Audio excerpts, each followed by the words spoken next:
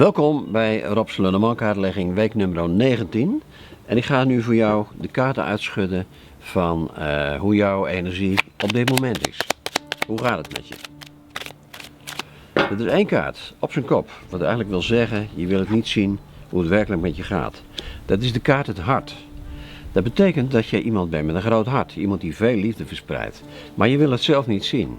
En je wil het denk ik ook niet zien, omdat je je hart een beetje op slot hebt gedaan, dat je een beetje teleurgesteld bent geraakt in het leven. Maar jij bent iemand die gewoon, continu liefde verspreidt. Maar dat gaat er nu om, nog die liefde aan jezelf toe te staan. Dus ik ga even kijken wat jouw verleden kort geleden is.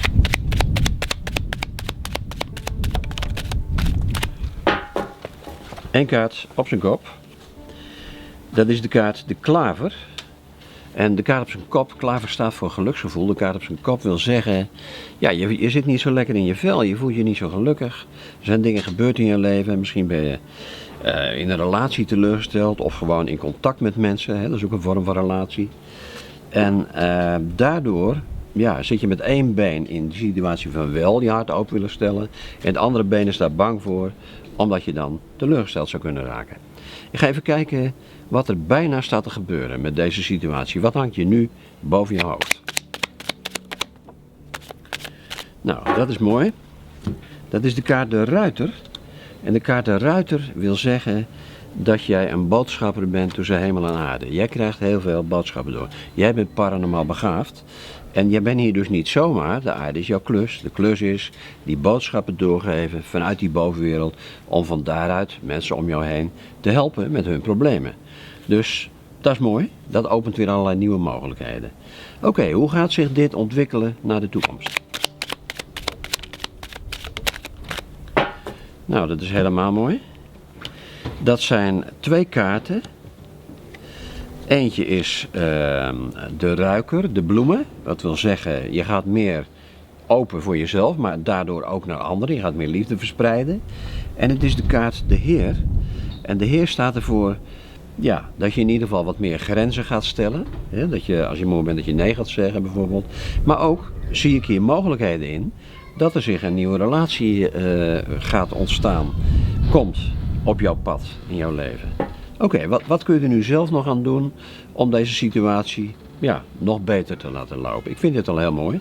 Dat is een heel mooie ontwikkeling. Maar goed, wat kun je er zelf nog aan doen? Er is één kaart op de grond, daar wil je helemaal niks mee te maken hebben.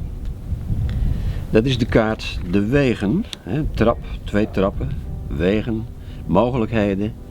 Je hebt eigenlijk die mogelijkheden geblokkeerd. Want hoe meer dingen dat je doet, hoe meer kans dat je maakt of vermoeid raken. En je was al zo moe kennelijk. Nou, en de kaart op zijn kop, dat is de vogels. De vogels wil zeggen dat je eigenlijk jezelf een beetje een vreemde eend voelt in de bijt hier. Hè? De aarde is de bijt voor jou. Hè? Per ongeluk op die knop aarde gedrukt. Had een andere planeet moeten zijn. Nou, dat komt omdat ze snappen je wijsheid niet. Je bent een beetje teleurgesteld geraakt in het leven. Goed, als dat mogelijkheden zijn om jouw toekomst te beïnvloeden, dan wil ik je vragen, hou die mogelijkheden open. Durf weer te kijken naar andere mogelijkheden in jouw leven, om op een betere manier met jouw leven om te gaan. En stop met die kaarten vogels. Stop te zeggen dat een relatie niks voor jou is, dat de aarde niks voor jou is. De aarde is jouw klus. Die klus is oogkleppen van de mensen verder openzetten, mensen bewust te maken van de dingen achter de dingen. Je klus is liefde verspreiden en daarin een voorbeeld te zijn voor anderen. Oké, stel dat je dat nu allemaal gaat doen. Hoe loopt deze situatie dan af? Daar ga ik nu een kaart voor uitschudden voor jou. Of een paar, dat weet ik niet, een bepaalde bovenwereld. Zijn er een paar? Nou kijk eens, het is een prachtige kaart, die ligt open. Dat is de kaart de kooi. De kooi is eigenlijk niet de naam van de kaart. De kaart heet eigenlijk de sleutel. Maar ik zie een kooi en het deurtje is open. Wat betekent, je gaat steeds meer jezelf openmaken. Jij beheert die sleutel. Jij maakt die kooi open. Je kan het dicht doen ook wanneer je wil, maar dat zou ik niet doen. Daar heb je al te lang in gezeten. In die situatie met dat deurtje op slot. Maak jezelf vrij. Maak jezelf vrij door te durven zijn wie je bent. En deze kaart is dan ook interessant, want die valt op die kaart de klaver. Op zijn kop weliswaar.